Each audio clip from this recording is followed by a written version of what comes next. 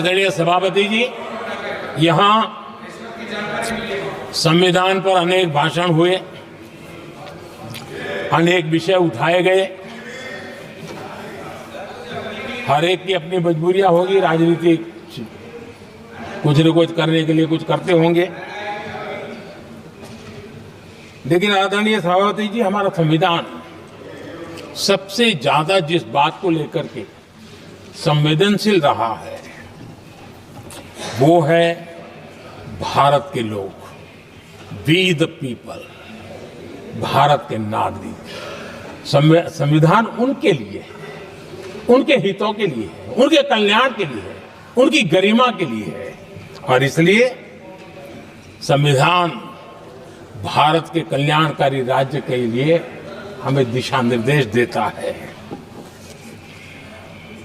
और कल्याणकारी राज्य का मतलब है जहां नागरिकों को भी गरिमा प्राप्त हो, उनको गरिमामय जीवन की गारंटी मिलनी चाहिए।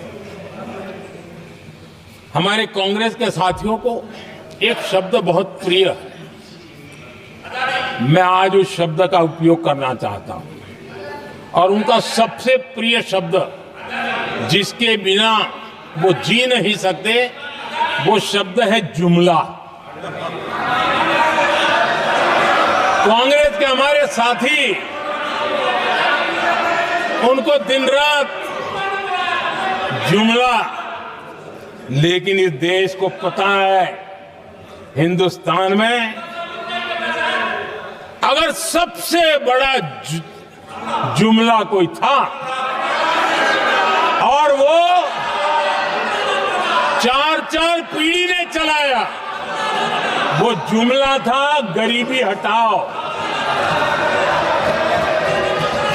ये ऐसा जुमला था, ये गरीबी हटाओ ऐसा जुमला था, उनकी राजनीति की रोटी तो सिकती थी, लेकिन गरीब का हाल ठीक नहीं होता था।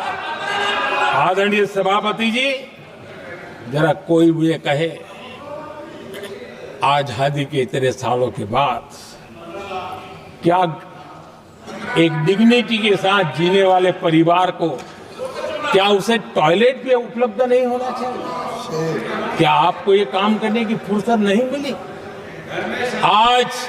आज देश में टॉयलेट बनाने के अभियान को, जो गरीबों के लिए एक सपना था, उसकी डिग्निटी के लिए हमने इस काम को हाथ में लिया और हमने जी जान से उसे जुटे रहे। उसका मजाक उड़ाया गया, मुझे मालूम है, लेकिन उसके बाद भी सामान्य नागरिक के जीवन का गरिमा, ये हमारे दिल और दिमाग में होने के कारण हम डिगे नहीं, हम अड़े रहे, हम आगे बढ़ते चले गए, और तब जाकर के ये सपना साकार हुआ। माताएं बहनें खुले में सोच जा रही थी, या तो सूर्योदय के पहले या सूर्योदय के बाद, और आपको कभी पीड़ा नहीं हुई। और उसका कारण यह था कि आपने गरीबों को और गरीबी को टीवी में देखा है, अखबार की सुर्खियों में देखा है, आपको गरीब की जिंदगी का पता नहीं, वरना आप इसके साथ ऐसा जुल्म नहीं करते। आदरणीय सभापति जी, इस देश की 80% जनता पीने के शुद्ध पानी के लिए तरसती रही। क्या मेरा संविधान हमें रोकता था? क्या संविधान तो ये चाहता था कि सामान्य मानवीय की सुविधाओं को ध्यान दिया जाए। आदरणीय सभापति जी, ये काम भी हमने बड़े समर्पण भाव से आगे बढ़ाया है। आदरणीय सभापति जी, इस देश की करोड़ों माताएं चूल्हे में खाना पकाना और धुएं से आंखें लाल, कहते हैं कि सैकड़ों सिगरेट का धुआं खाना पकाते हैं तब धुआं शरीर में जाता है। उन माताओं बहनों की आंखें लाल होती थी, इतना नहीं, उनका शरीर स्वास्थ्य खत्म हो जाता था। उनको धुएं से मुक्ति का काम, और 2013 तक क्या चर्चा चलती थी, 9 सिलेंडर देंगे कि 6 सिलेंडर देंगे। इस देश ने देखते ही देखते हर घर तक गैस का सिलेंडर पहुंचा दिया। क्योंकि हमारे लिए हर नागरिक 70 साल के बाद जो बेसिक सुविधाएं हैं उसकी तरफ आदरणीय सभापति जी, अगर हमारा गरीब परिवार दिन रात मेहनत करके गरीबी से बाहर निकलने के लिए कोशिश करता है, बच्चों को पढ़ाना चाहता है, लेकिन घर में एक बीमारी आ जाए तो उसका सारा प्लान बेकार हो जाता है, पूरा परिवार की सारी मेहनत पानी में चली जाती है। क्या इन गरीब परिवारों के इलाज के लिए कुछ आप सोच नहीं सकते थे? 50-60 करोड़ देशवासियों को मुफ्त इलाज मिले। संविधान की उस भावना का आदर करते हुए हमने आयुष्मान योजना को लागू किया और आज देश के 70 साल के ऊपर के किसी भी वर्ग के क्यों न हो, उनके लिए भी हमने व्यवस्था की। आदरणीय सभापति जी, जरूरतमंदों को राशन देने की बात और उसका भी मजाक उड़ाया जा रहा है। जब हम कहते हैं कि 25 करोड़ लोग गरीबी को परास्त करने में सफल हुए, तो फिर हमें सवाल पूछा जाता है कि आप गरीब को राशन फिर क्यों देते हो? आदरणीय सभापति जी, जो गरीबी से निकल के आया है उसे पता होता है कि अस्पताल में भी एक पेशेंट स्वस्थ होने के बाद जब छुट्टी देते हैं ना, तो डॉक्टर भी कहता है कि आप घर जाइए, तबीयत ठीक है, ऑपरेशन अच्छा हुआ है, लेकिन महीने पर ये जरा संभालना, ये मत करना, क्योंकि पेशेंट दोबारा तकलीफ में ना आए, गरीब दोबारा गरीब न बने, इसलिए उसका हैंड होल्डिंग जरूरी है और इसलिए हम मुफ्त राशन दे रहे हैं। उसकी मजाक मत उड़ाओ, क्योंकि हमें गरीबी से जो बाहर निकला है उसको दोबारा गरीबी में जाने नहीं देना है, और जो अभी भी गरीबी में है उसे हमें गरीबी से बाहर लाना है। आदरणीय सभापति जी, हमारे देश में गरीबों का नाम पर जो जुमले चले, उसी गरीबों के नाम पर बैंकों का राष्ट्रीयकरण किया गया गरीबों के नाम पर। लेकिन 2014 तक इस देश के 50 करोड़ नागरिक ऐसे थे जिन्होंने बैंक का दरवाजा तक नहीं देखा था। आदरणीय सभापति जी,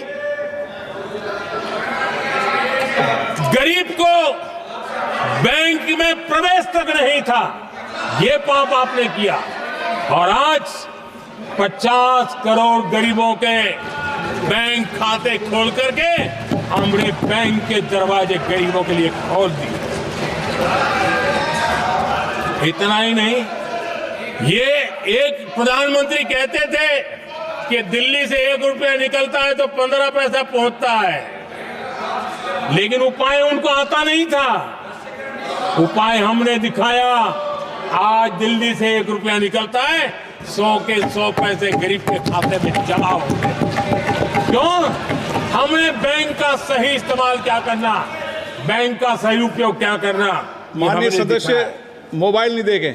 आदरणीय सभापति जी, बिना गारंटी के ऋण देश के अंदर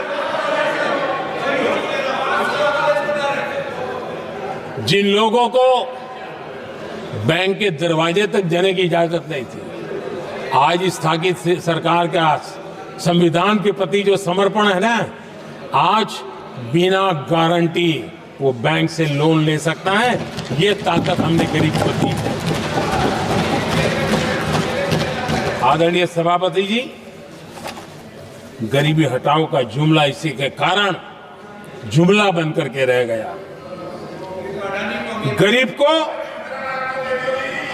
इस मुश्किल से मुक्ति मिले, ये हमारा बहुत बड़ा मिशन है और ये हमारा संकल्प है, और हम इसके लिए दिन रात एक कर रहे हैं। जिनको कोई नहीं पूछता, इनको मोदी पूजता है।